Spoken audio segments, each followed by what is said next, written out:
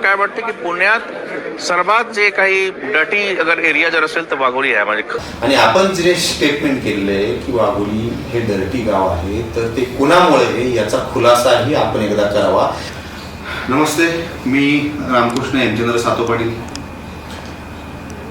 माझी इच्छा आपणा सर्वांना दिवाळीच्या हार्दिक शुभेच्छा देण्याची तर भरपूर आहे, परंतु काल परवाच आपल्या गावामध्ये आपल्या पुणे शहराचे आयुक्त श्री नवल किशोर रामसाहेब आले होते आणि त्यांच्या काही स्टेटमेंट्समुळे व्यथित होऊन शुभेच्छांच्या आधी काही गोष्टींवरती चर्चा किंवा काही गोष्टी बोलल्या पाहिजेत. वाघोली गाव डर्टी होण्यामध्ये कोण जबाबदार आहे?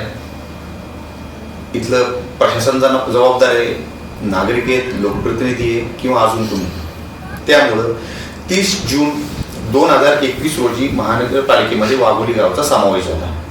या 3.5 वर्षामध्ये वाघोली गाव येथील लोकप्रतिनिधी, सर्व सामाजिक कार्यकर्ते आणि नागरिक यांनी खूप चांगल्या प्रकारे, कचऱ्याचा गंभीर प्रश्न त्याही काळात वाघोलीमध्ये होता, परंतु ह्या प्रश्नावरती मात करण्यासाठी सर्व नागरिकांनी, लोकप्रतिनिधींनी, समाजसेवकांनी गावातील या समस्येवरती खूप चांगलं काम त्या काळात केलेलं होतं. एकूण 54 कर्मचारी फक्त स्वच्छता या एका गोष्टीवरती वाघोलीमध्ये काम करत होते, जे की त्या काळामध्ये संपूर्ण मी म्हणेल महाराष्ट्रामध्ये अशी कुठलीही ग्रामपंचायत नव्हती की जिच्याकडे कचऱ्यावरती, स्वच्छतेवरती काम करणारे एवढी मॅनपॉवर आणि एवढ्या मशिनरीज, गाड्या असतील अशी वाघोली ही एकमेव ग्रामपंचायत होती. आणि मग त्या काळामध्ये आम्ही PMRDAच्या माध्यमातून 2 कचऱ्यावरती प्रक्रिया करणारे प्रकल्पही मंजूर करून घेतले होते. त्या प्रकल्पाचं कामही प्रलंबित होतं, ते काम चालू होतं. त्याच पिरियडमध्ये गाव हे महानगरपालिकेमध्ये गेलं आणि गावाच्या खऱ्या अर्थाने विकासाला खीळ बसली. त्यातूनच हे कचऱ्याचे, ड्रेनेजचे रस्ते राहिले, त्या रस्त्यांची कामं पूर्णत्वास केली नाही. त्यामुळं ट्रॅफिकचा असेल, इतर अनेक प्रॉब्लेम्स ह्या भागामध्ये तयार झाले.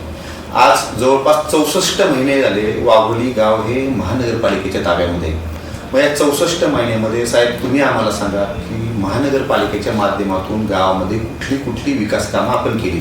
स्रोताप्रमाणे अर्धी ड्रेनेज लाईन होती, ती आम्ही 2018 मध्ये आवळवाडी ग्रामपंचायतच्या मदतीने त्या भागातून आम्ही 9 किलोमीटर लांबीची ड्रेनेज लाईन उर्वरित गावासाठी केली. आणि ड्रेनेज पाणी साचतंय. आम्ही सातत्याने माझ्या गावातील सर्व प्रतिनिधी असतील, समाजसेवक असतील, नागरिक असतील, सोसायट्यांचे चेअरमन्स असतील, सातत्याने आपला महानगरपालिकेचा पाठपुरावा करत आहोत की त्या राहिलेल्या थोड्याशा ज्या कनेक्टिव्हिटी, त्या थोड्याशा ज्या गटर लाईन्स ज्या आहेत त्या पूर्ण करून द्या. आम्ही संपूर्ण 100% गटरमुक्त होऊ.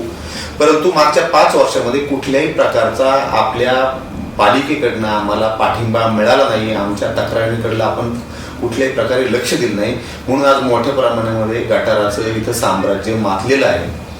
मग मला साहेब सांगा की मागच्या 64 महिन्यामध्ये महानगरपालिकेने आमचं गाव ताब्यात घेतल्यानंतर करोडो रुपये दरवर्षी आमच्या गावातील जो प्रॉपर्टी टॅक्स आहे तो आपण कलेक्ट करत आहात आणि त्या बदल्यामध्ये आपण आमच्या गावामध्ये सुखसुविधा मिळवण्यासाठी, देण्यासाठी किती निधी इथं टाकलात, गटारावरती किती काम केलं, ट्रॅफिकवरती किती काम केलं, कचऱ्यावरती किती काम केलं, ह्याचा आराखडा आपणच द्यावा. आपण इथं साधारणतः 2018 ते 20 मध्ये कलेक्टरही होतात. कलेक्टर असताना नक्कीच वाघोली गाव आपल्या कार्यक्षेत्रामध्ये येत होतं. तर मग आपल्याला गावच्या प्रश्नांची त्याही काळात जाण होती. तर त्या काळात आपण गावासाठी काय केलं? आज आयुक्त असताना आपण काय करताय? किंवा येणाऱ्या काळामध्ये आपण वाघोलीसाठी आपल्याकडे कुठला कॉन्क्रीट प्लॅन असणार आहे की जेणेकरून आपण ह्या वाघोलीचा जो इन्फ्रा आहे, इथला जो व्यापार आहे, इथल्या ज्या रहिवासी सोसायटी आहेत किंवा इतर इथले जे व्यवसाय आहेत, इथली जी लोक आहेत, ह्यांच्या विकासासाठी, गावच्या डेव्हलपमेंटसाठी आपण काय करणार आहात? आणि हे डर्टी गाव जर तुमच्या म्हणण्याप्रमाणे असेल तर हे गाव अजून चांगलं किंवा ह्या सगळ्या गोष्टी तुम्ही तर कशा घालवणार आणि कसं चांगलं हे करणार हे तुम्हीच सांगा. आमच्या गोष्टीने आमचं गाव हा आमचा अभिमान आहे, आमचा स्वाभिमान आहे. आम्हाला आमचं गाव नक्कीच नेहमीच प्रिय राहिलेलं आहे आणि गावच्या विकासासाठी आणि गाव पुण्याच्या नकाशावरती पुण्याचं उपनगर म्हणून 1 नंबरला नेण्यासाठी मी, माझे सर्व सहकारी, आमच्या गावातील सर्व समाजसेवक, सर्व लोकप्रतिनिधी इथून पुढे नक्कीच तळमळीने काम करू आणि नक्कीच पुण्याच्या, भारताच्या आणि जगाच्या नकाशावरती इथून पुढे वाघोली गाव हे स्वच्छ, सुंदर, नीटनेटकं आणि नंबर 1 वरती राहील हे मी माझ्या गावातल्या नागरिकांना, रहिवाशांना ग्वाही देतो.